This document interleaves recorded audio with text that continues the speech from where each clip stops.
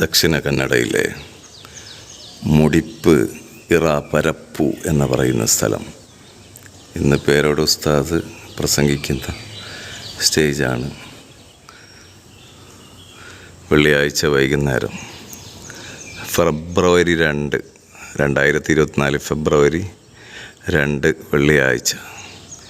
SYSൻ്റെ 30ാം വാർഷികമാണ് ഇവിടെ.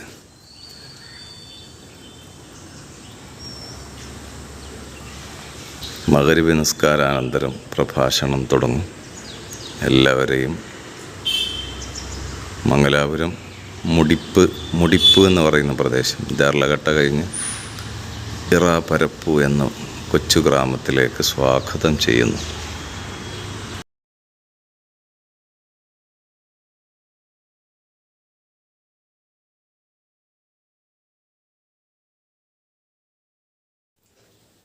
അസ്സലാമു അലൈക്കും വറഹ്മത്തുള്ളാഹി തആല വബറകാതുഹു.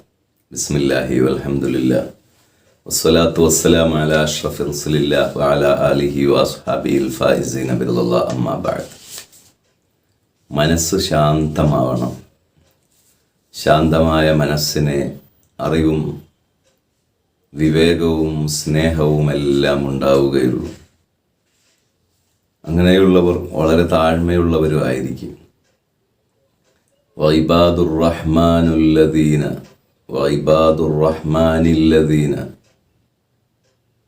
യംശൂന ഫിൽ അർളി ഹൗനൻ വഇദാ ഖാതബഹുമുൽ ജാഹിലൂന ഖാലൂ സലാമ.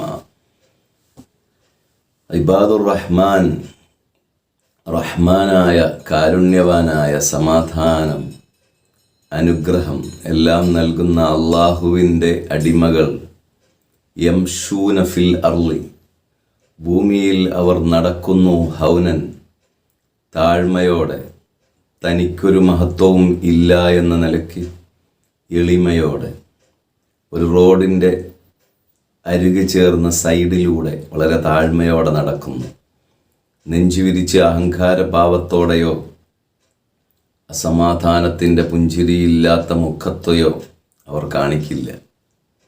അവരെ എല്ലാവരോടും പുഞ്ചിരിച്ചും പടച്ചറപ്പിൻ്റെ മുമ്പിൽ നമ്രശിരസ്കരായും താഴ്മയോടെ നടക്കുന്നവരായിരിക്കും. പാവമായിരിക്കും അവർ. അവരോട് വല്ല വിവരദോഷികളും സംസാരിക്കാൻ വന്നാൽ അവർ വിവരക്കേടെ പറയത്തുള്ളൂ. ഇദാ ഖാതബഹുമുൽ ജാഹിലൂൻ ഖാലു, അവർ പറയും സലാമൻ, സലാമിനെ പറയും. അസ്സലാമു അലൈക്കും, എനിക്ക് സംസാരിക്കാൻ സമയമില്ല. സലാം, രക്ഷപ്പെടാനുള്ള വാക്കുകൾ. ഒന്നുകിൽ സലാം പറഞ്ഞ് രക്ഷപ്പെടും, അല്ലെങ്കിൽ അവൻ്റെ ആ വാക്ക് തർക്കങ്ങളിൽ ഒരു തർക്കക്കാരനായി ചേർന്ന് പ്രശ്നം കൂടുതലാക്കാൻ ശ്രമിക്കാതെ സലാമത്താവാനുള്ള വാക്കുകൾ പറഞ്ഞ് അവിടെ നിന്ന് സലാമത്താവും.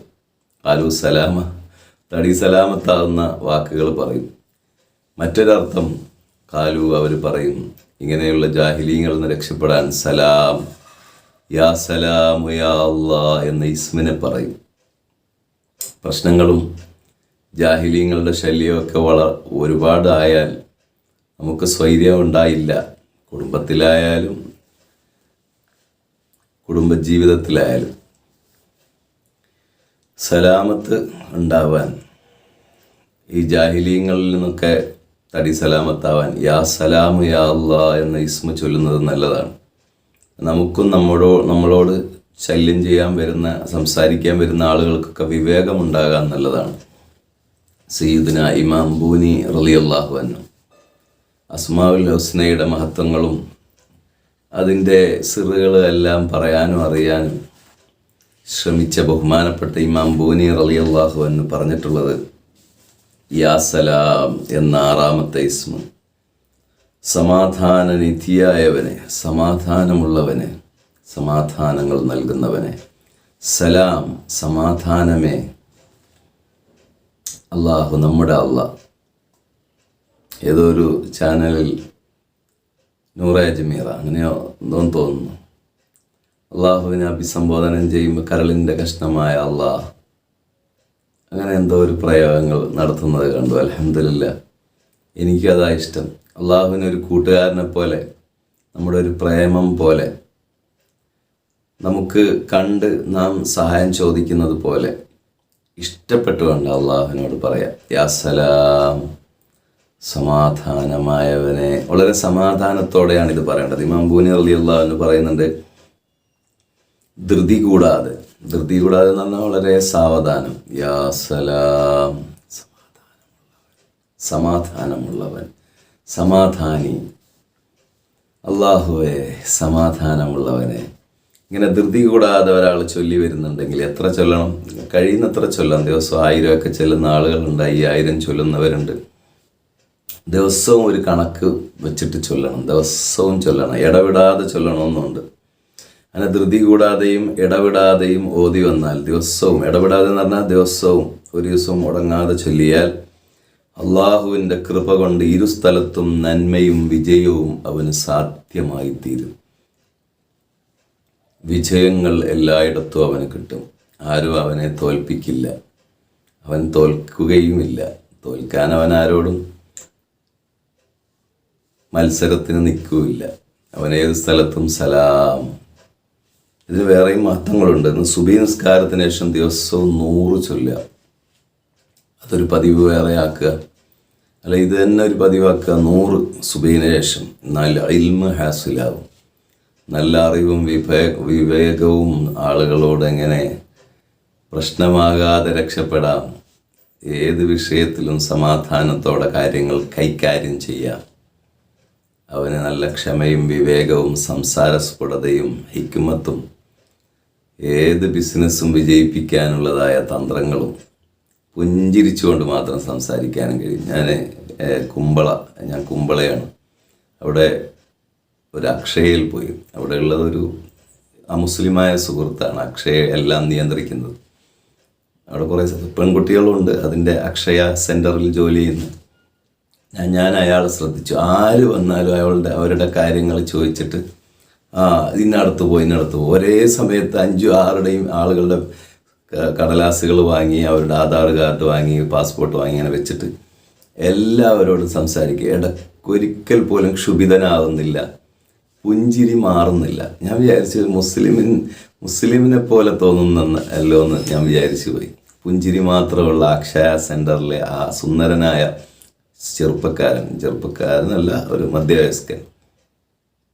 എത്ര തന്മയത്വത്തോടെയാണ് അയാൾ കാര്യങ്ങളെ കൈകാര്യം ചെയ്യുന്നത്. ഞാൻ കൊടുത്ത കടലാസ് ഇപ്പം ശരിയാക്കി തരുമെന്ന് വിചാരിച്ച് ഞാൻ നിൽക്കുവാന്ന്. അതിന് ശേഷം വന്ന ആളെ ശേഷം എല്ലാവരെയും ഒരേപോലെ അദ്ദേഹം സ്വീകരിക്കുകയും അവരെ എല്ലാം മനസ്സിന് മടുപ്പില്ലാതെ അവിടെ നിന്ന് നമുക്ക് എൻ്റെത് ശരിയാക്കി തായെന്ന് ഉറക്കെ ചോദിക്കാൻ തോന്നാതെ എല്ലാവരോടും വിശാല മനസ്കതയോടെ സ്വീകരണ ഭാവത്തോടെ നിൽക്കുന്ന അയാളെ കണ്ടപ്പോൾ വല്ലാതൊരു അട്രാക്ഷൻ തോന്നി. മനുഷ്യൻ ദിക്റ് ചൊല്ലിയും സമാധാനത്തിൻ്റെ ഭാഗങ്ങളിലേക്കും പോകുമ്പോൾ പുഞ്ചിരി മുഖത്ത് നിന്ന് മാറാൻ പാടില്ല. ഇതൊരു മുസ്ലിമായ സുഹൃത്തിൻ്റെത് ജന്മനാ കിട്ടിയ ഒരു സിദ്ധിയായിരിക്കാം അയാളുടേത്. നാം അത് കിട്ടിയിട്ടില്ലെങ്കിൽ സ്വന്തം ഉണ്ടാക്കണം. എല്ലാവരോടും പുഞ്ചിരിച്ചുകൊണ്ട് മാത്രം സംസാരിച്ച മുഹമ്മദ് റസൂലുള്ളാഹി സ്വല്ലല്ലാഹു അലൈഹി വസല്ലം തങ്ങളുടെ പിൻഗാമികളാണ് നമ്മൾ. ദിവസവും 100 ചൊല്ലുക. രോഗികൾ കേൾക്കുന്ന രൂപത്തിൽ അവരുടെ തലയിൽ കൈവച്ച് 136 വട്ടം യാ സലാം ചൊല്ലിയാൽ രോഗികൾക്ക് രോഗവും സുഖപ്പെടും. അള്ളാഹു എല്ലാ രോഗികൾക്കും ശിഫ നൽകട്ടെ. നമ്മുടെ മനസ്സിന് അള്ളാഹു ശാന്തമാക്കട്ടെ. യാ സലാം യാ അല്ലാഹ്. അസ്സലാമു അലൈക്കും വറഹ്മത്തുള്ളാഹി.